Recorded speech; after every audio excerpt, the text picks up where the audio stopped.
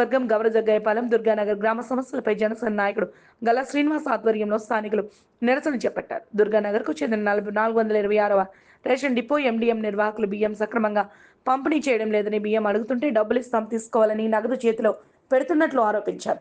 ఈ కాలనీలో ఓ ప్రైవేట్ కంపెనీకి చెందిన వ్యర్థ జలాల వైపు పైప్ లైన్ పగిలి బురదమయమైందని వాపోయారు. ఈ సమస్యపై అధికారులు వెంటనే చర్యలు తీసుకోవాలని కోరారు. కార్యక్రమంలో పలువురు జన సైనికులు, వేరే మహిళలు పాల్గొన్నారు. అసలు చాలా దారుణంగా ఉంది. రోడ్డు మాత్రం బాగు చేయమని ఎప్పటి నుంచో అడుగుతున్నాము, కానీ బాగు చేయట్లేదు. ఎవరు పట్టించుకోవట్లేదండి. మట్టి వేసేస్తారు, వెళ్ళిపోతున్నారు, మట్టి వేసేస్తున్నారు. పెద్ద పెద్ద లారీలు అయితే చాలా దారుణంగా తిరుగుతున్నారు. అన్నానికి కష్టంగా ఉంటుంది, అది కొంచెం పట్టించుకోవాలి. మాకు రేషన్ బండి ఒకటి రాదండి. మాకు రేషన్ ఒకటి ఎవరు ఎప్పుడు ప్రతి నెల వాళ్ళకి వీళ్ళకి చెప్పడం అదిగా వస్తుందని అంటారు, ఇదిగా వస్తుందని అంటారు. రేషన్ ఒకటి రావట్లేదు. ఎందుకు రావట్లేదని అంటే మేము చివరిని ఇచ్చేస్తాడండి, ఈ ముందు నాపడండి, మళ్ళీ వస్తానంటాడు. ఇప్పటికి వచ్చి నెల ఇంతవరకు రాలేదండి.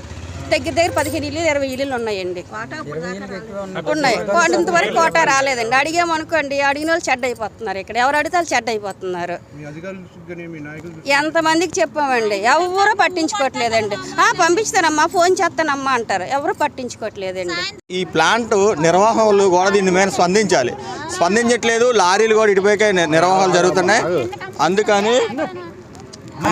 అందుకని గతంలో 2020లో తాత్కాలిక తార్ రోడ్డు పూసారు, ఏదో చేసాం రంగులు దిద్దామని. ఆ రంగులు దిద్దడం కాకుండా ఇప్పుడు కూటమి ప్రభుత్వంలో మీ అందరూ కూడా చొరవ తీసుకొని ఒక 4-3 నెలల్లో దీని పరిష్కార మార్గంగా శుభ్రంగా సీసీ రోడ్ వేసి దీనికి పరిష్కార మార్గం చూపిస్తామని స్థానిక ఎమ్మెల్యే గారు కూడా కొన్ని పట్టించుకొని త్వరగా, ఎందుకంటే మాకు ఒకళ్ళు ఉండవు లేనట్టే ఇక్కడ, మేము డైరెక్ట్గా ఎమ్మెల్యే గారి దృష్టికి తీసుకెళ్తున్నాం. సార్ దీన్ని గమనించండి సార్.